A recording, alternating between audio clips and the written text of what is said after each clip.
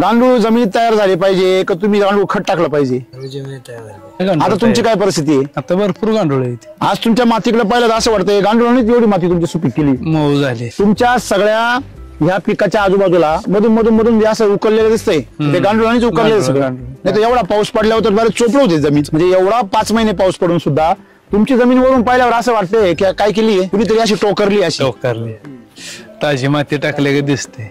सरांनी माती दिली बा, कशी वाटते माती? पाऊस आहे बघा आता सकाळपासून किती, हे बघा हे खाली बाई पाय बघा माझी आहे का, आणि वर माती हा आणि वर माती पा हाताला पण लागा नव्हता माती. बस सगळ्यात महत्वाची गोष्ट, शेजारच्या वावरामध्ये ऊस आहे, अख्खं पाणी काय आहे वाहते आणि तरी ते खणलेलं नाही अजून सरेच अजून, आणि हे खणलेलं वर वर्म बनवलेलं आहे. म्हणजे इथली माती काय झालेली आहे, उपसा झालेली आहे, तरी पण पाणी अख्खं काय झालंय, जिरले. बरं खालचं ठीक आहे, आपण असं समजूया खालचं गेलं वाहून, काही काही फार हुशार राहत तज्ञच राहत काही. ह्या बेडवरती तुम्ही बघा इथं कुणीतरी पाय द्यायला, इथे पाय द्यायला बघा एवढी जागा काय झाली लगेच खाली सारखा पाऊस पडतोय आणि जमीन पावासारखी फुगेले काहीतरी.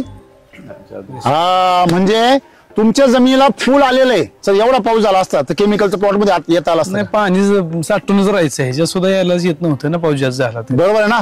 म्हणजे 3 वर्षामध्ये हा बदल झाला. नापीक जमीन तुमची काय झाली, सुपीक झाली. निर्जीव जमीन काय झाली, सजीव झाली.